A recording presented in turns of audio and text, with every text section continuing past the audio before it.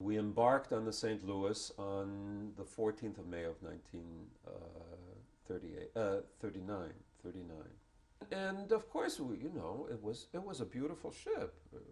I guess I think the ship had been commissioned less than 10 years before that, so it was a new ship. It was a cruise ship. It was very nice. I remember the dining room. It was a large dining room. We traveled. Certainly not in first class or second class. I guess we were in third class. I remember we were in the lowest part of the boat, but we had a porthole, and I remember I could look out and I could see the sea, and that was kind of nice. We arrived in Havana, Cuba, on the 27th of May.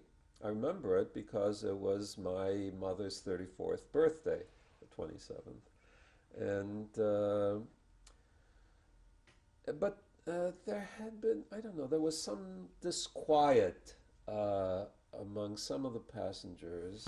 Apparently, there had been rumors towards the end of the trip that there were going to be problems. I don't ask me how those rumors started or why they started. I have no idea. But there was a certain disquiet, and of course, children feel this, and I realized that there was some, I don't know, it wasn't the way it was at the beginning of the trip. And this was accentuated because we didn't actually dock at a pier in Havana Harbor. We just stayed in the harbor. And people started saying, "Well, why aren't we docking?" Well, at first they said, "Well, we can't dock until morning."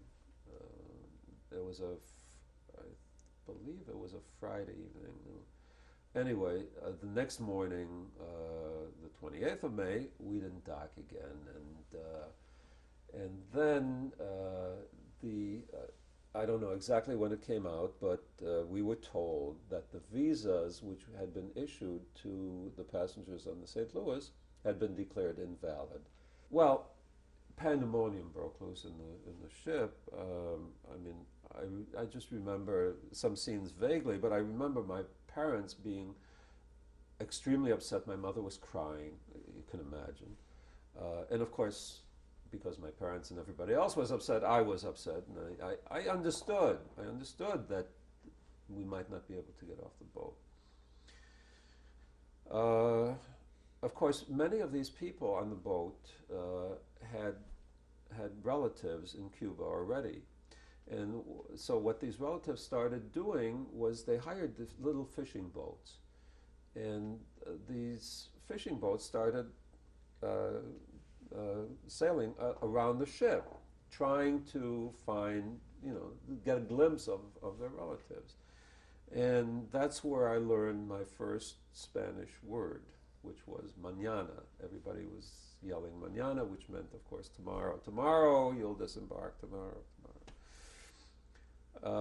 And it was a scene, a real scene. All these fishing boats, just circling around. A week later, I believe it was on the 31st, no, it was June 1st, I think, we started sailing out of Havana Harbor. I don't know if you can imagine what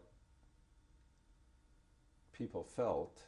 I mean, here we had left Germany where it was so terrible, and here we were, a few hundred feet away from safety, and we weren't being allowed to land there. Well, there was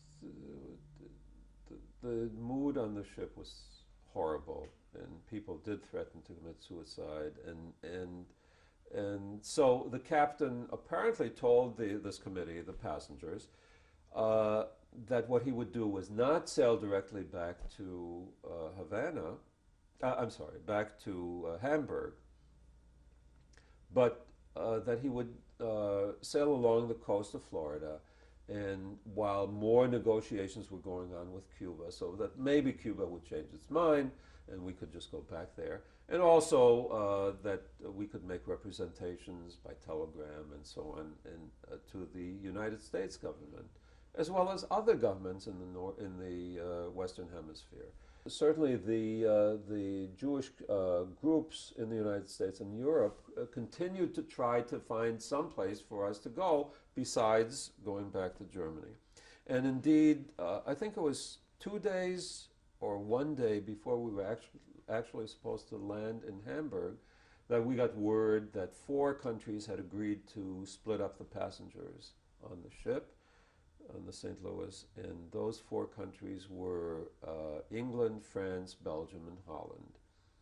We were going to actually land in Antwerp, and then people who were assigned to the various countries would be taken there in one way or another. Now, we ended up in Belgium. Why we ended up, how they picked people to go where, I have no idea.